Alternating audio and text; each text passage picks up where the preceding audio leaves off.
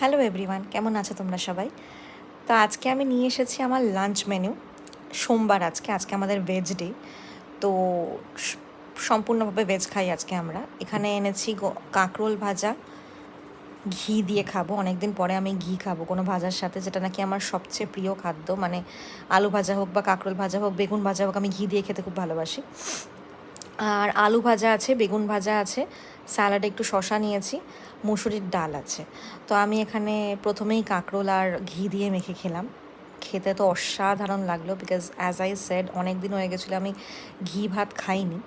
আজকে ইচ্ছা করলো খুব যে না, ভেজ ডে যেহেতু, ননভেজ তো কিছু খাবো না, একটুখানি মনের ইচ্ছাটা পূর্ণ করি ভেজ দিয়েই। তো ঘি ভাতটা এখানে কাঁকরোলের সাথে মেখে খেতে খুব ভালো লাগলো। ছোটোবেলায় যেগুলো ভালো লাগতো না, ওগুলো বড়োবেলায় কেন জানি না মানে একটা অসাধারণ টেস্ট লাগে। যদিও একটা জিনিস আছে যেটা আমি এখনও পছন্দ করি না, সেটা হচ্ছে এঁচোড়। আর হ্যাঁ, পেঁয়াজ কলিটাও খুব একটা ভালোবাসি না। এই দুটো জিনিস আমার না ছোটোবেলায় ভালো লাগতো না এখন। তো কিন্তু কাঁকরোল দিয়ে বেগুন, এগুলো আমি ছোটোবেলায় অত ভালোবাসতাম না, কিন্তু এখন ঘি দিয়ে একটা অপূর্ব স্বাদ লাগে। তারপর আমি এখানে মেখে নিলাম আলু ভাজা দিয়ে আর কাঁকরোল দিয়ে আবারও একবার, কিন্তু এটায় ঘি ছিল না। কারণ আলু ভাজা খাবো আর সেটা ভাতের সাথে শুধু মেখে না খেয়ে ডালের সাথে ডিরেক্ট খাবো, সেটা হয় না। আমি ওটা পছন্দ করি না। যে কোনো ভাজাভুজি আমাকে ভাতের সাথে আগে শুধু মেখে খেতে হবে। তারপর এখানে আমি শশাগুলোকে সাইড করে মুসুরির ডাল দিয়ে গন্ধরাজ লেবু চিপে ভাতটাকে ভালো করে মাখিয়ে নিয়ে বেগুন ভাজা আর আলু ভাজা মুখে দিয়ে খেলাম, যেটার কোনো তুলনা হয় না। মানে ভেজ যেহেতু, আর এখানে এতটা সুন্দর মেনু যেখানে, কারণ ভাজাভাজি আর ডাল, এটা তোমরা জানোই যে কতটা ভালো মেনু। তার সঙ্গে যদি থাকে একটা গন্ধরাজ লেবু, তাহলে ব্যাস। আমি জানি না আজকে রাতে কি খাবো, কারণ আমি ডাল ভাত তো আর টিফিনে হয়তো নিয়ে যাব না, বা নিয়ে যেতেও পারি।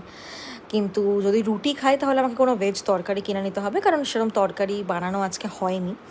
কিন্তু যদি ভাত ডালি নিয়ে যাই তাহলে আমি আবারও এনজয় করে খাবো অফিসে, কারণ খুব খুব প্রিয় খাদ্য এটা আমার।